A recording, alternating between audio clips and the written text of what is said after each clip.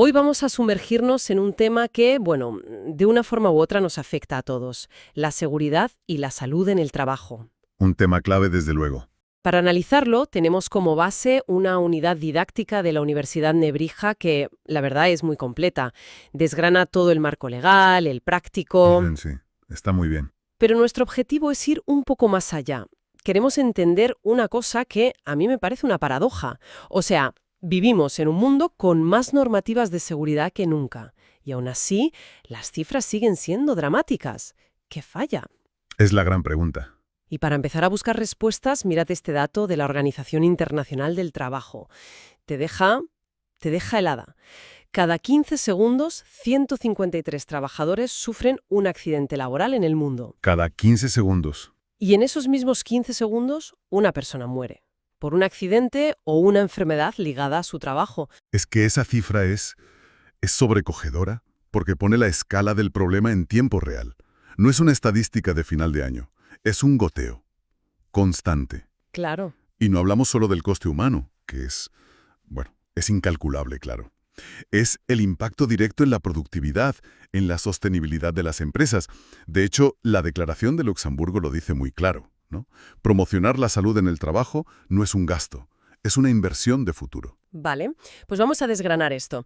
El documento arranca con una idea que me gusta mucho. Dice que la salud no es solo no estar enfermo, Exacto. es un equilibrio físico, psíquico y social. La pregunta es, ¿cómo llevas un concepto tan holístico, casi filosófico, al día a día de una obra, de una oficina? Pues a ver, el gran punto de inflexión en España fue la Ley de Prevención de Riesgos Laborales, la de 1995. Ahí cambió todo. Fue un cambio de mentalidad total. Se pasó de un modelo que era reactivo, o sea, de curar al que se había accidentado, a un modelo proactivo, de prevenir. De evitar que ocurra. Eso es. Y a partir de ahí se ha ido creando una cultura de la seguridad que, como se ve en las fuentes, ha funcionado. Desde el año 2000 hay una reducción continua de los accidentes. La Estrategia Española de Seguridad y Salud en el Trabajo, por ejemplo, iba justo en esa línea. Y de hecho tenemos un gráfico que lo ilustra muy bien. Es muy visual. Se ve un descenso clarísimo en la incidencia de accidentes entre 2007 y 2012. Sí, se ve la bajada. Y en todos los sectores, agrario, industria, servicios, pero sobre todo en la construcción, que partía de cifras altísimas. Exacto. El avance es innegable. Pero, y aquí volvemos a la paradoja que decías, el documento también señala dos desafíos enormes que siguen ahí. A ver. El primero, las enfermedades profesionales. Son un problema mucho menos visible que un accidente. Son, por así decirlo, el enemigo silencioso. Y por eso muchas veces están infradiagnosticadas. Claro, no es una herida que se vea al momento. Y el segundo gran reto es la dificultad que tienen las pequeñas y microempresas para implantar sistemas de prevención que sean eficaces de verdad. Eso me sorprende. Con una ley tan clara desde el 95 y varias estrategias nacionales, ¿por qué las pymes siguen siendo un punto débil? ¿Es que no se aplica la ley o es un problema de recursos? Es una mezcla. Para una micropyme con 5 trabajadores, dedicar tiempo y dinero a una evaluación de riesgos completa o a contratar un buen servicio de prevención, pues puede parecerles un lujo, aunque sea una obligación legal, ¿eh? ¿Se queda en papeleo? Muchas veces sí, en un trámite para cumplir el expediente, en lugar de ser una herramienta útil de gestión. Y eso, claro, tiene consecuencias. ¿Entendido? Entonces, tenemos el marco legal, pero ¿quién se encarga de que esto funcione en la práctica?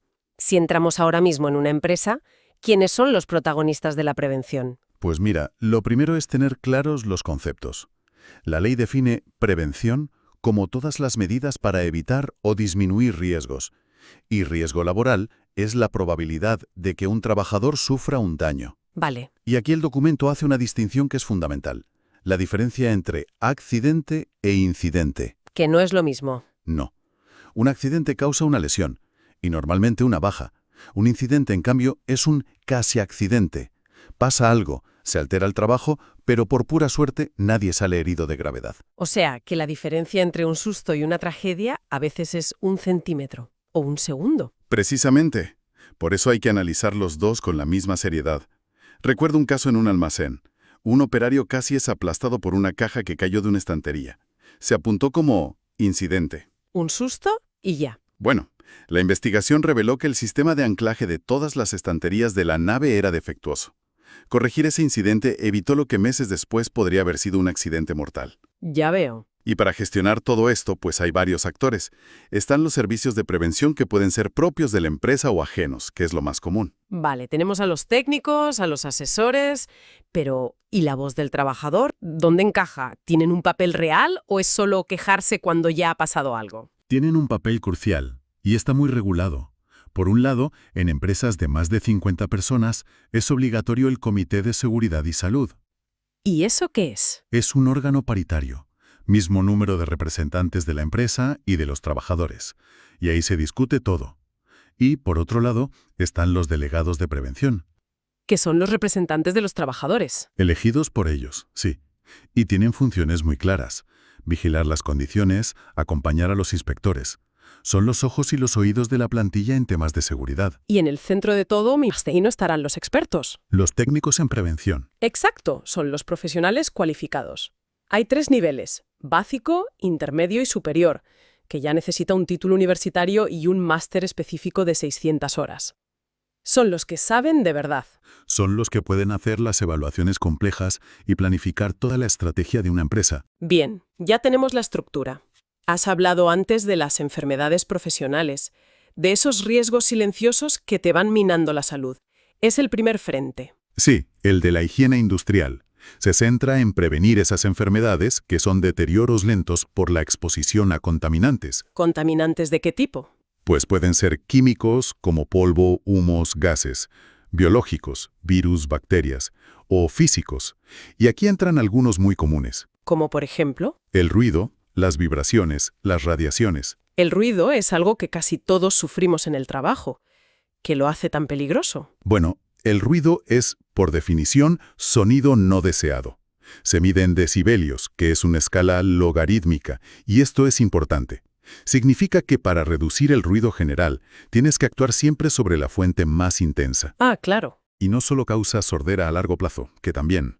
A corto plazo te aumenta la presión arterial, la tensión muscular, la fatiga, dificulta la comunicación, y eso puede provocar accidentes. ¿Y las radiaciones? Que suena a central nuclear, pero imagino que hay de más tipos. Claro, se dividen en no ionizantes, como las infrarrojas, ultravioletas, el láser, que pueden causar quemaduras o daños en la piel y los ojos. Y luego las ionizantes, las radiactivas.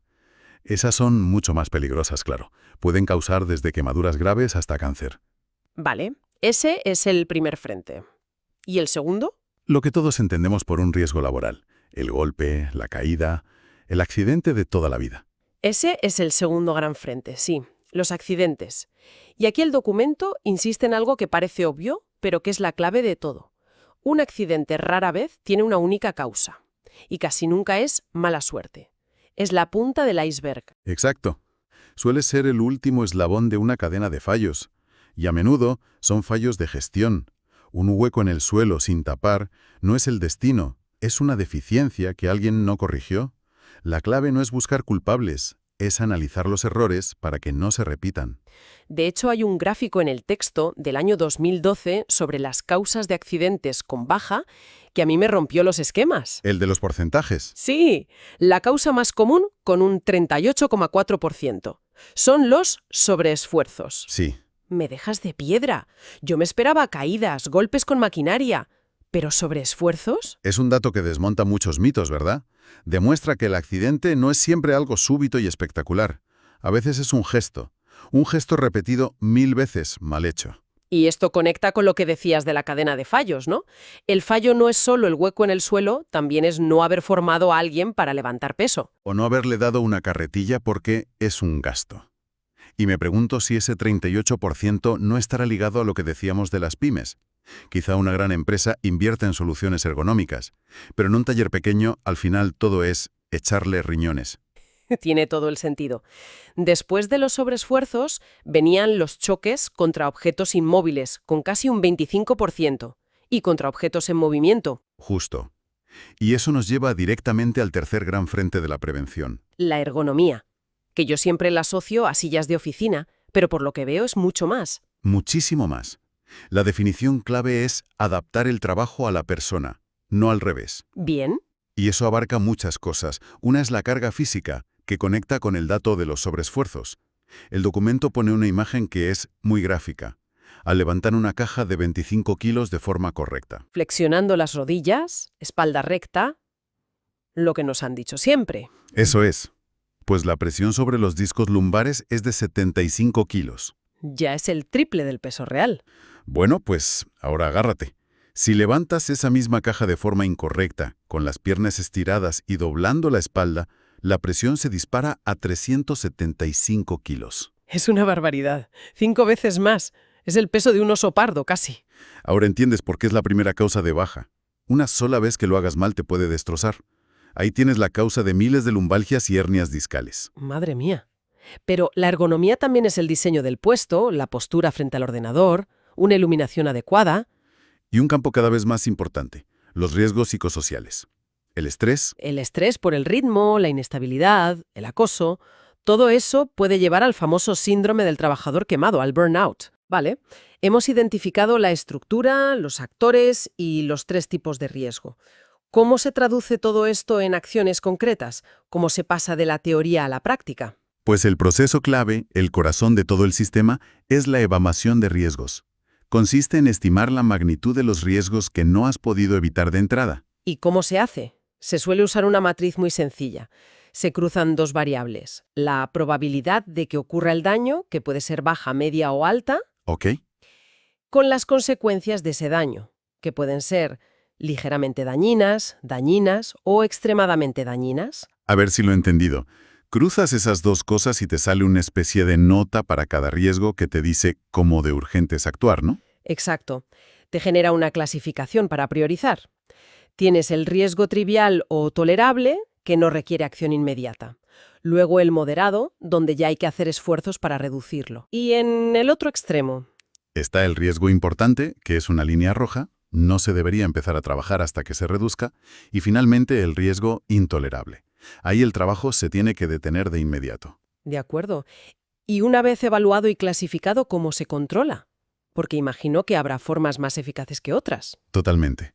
Y aquí hay una jerarquía de control que es universal.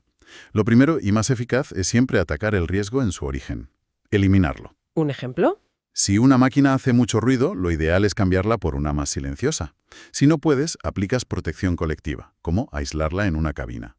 Después formas al personal, y solo al final, como última barrera. Los EPIs. Los equipos de protección individual, los famosos EPIs, son la última barrera, y la menos eficaz, porque no eliminan el riesgo, solo protegen al trabajador. Hablemos de los EPI, porque el documento les dedica un apartado y parece que hay confusión.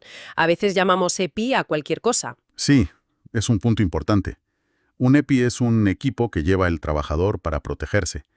Pero ojo, no son EPI los uniformes de trabajo normales. Tampoco el material para proteger el producto, como los guantes en alimentación. Es para la protección exclusiva de quien lo lleva. Y es obligación de la empresa darlos gratis y asegurarse de que se usan bien. Claro, la lista que sale en el texto es enorme. Cascos, protectores para los oídos, guantes, calzado de seguridad, arneses. Es una lista larguísima porque cubre todos los riesgos que hemos visto, desde el casco para un golpe hasta la crema para protegerte del sol. Y, como decíamos, es la última línea de defensa cuando todo lo demás ha fallado. Entonces, en resumen, hemos visto que la seguridad laboral es un sistema complejo, muy regulado, que va mucho más allá del simple ten cuidado. Mucho más allá. Se basa en integrar la prevención en la gestión, en evaluar los riesgos de forma sistemática y en una jerarquía de control muy clara, donde la protección individual es siempre el último recurso. La idea fundamental, si nos tenemos que quedar con una, es que la prevención es una combinación de 2 cosas. Por un lado, reducir los factores de riesgo del entorno. Y por otro, y esto es igual de importante, desarrollar de forma activa el bienestar físico, mental y social de los trabajadores. Es una responsabilidad compartida. Y como decíamos al principio, es la inversión más inteligente que puede hacer una empresa. Solo en esa precaución individual, podríamos preguntarnos algo más incómodo, ¿no? A ver. ¿Cuántas veces hemos visto una situación de riesgo, por pequeña que sea, y hemos pensado, bueno, no es mi problema? Ese sistema invisible de prevención solo funciona si todos, desde la dirección hasta el último empleado, entendemos que la cadena de seguridad es tan fuerte como su eslabón más débil. Y a veces, ese eslabón, somos nosotros.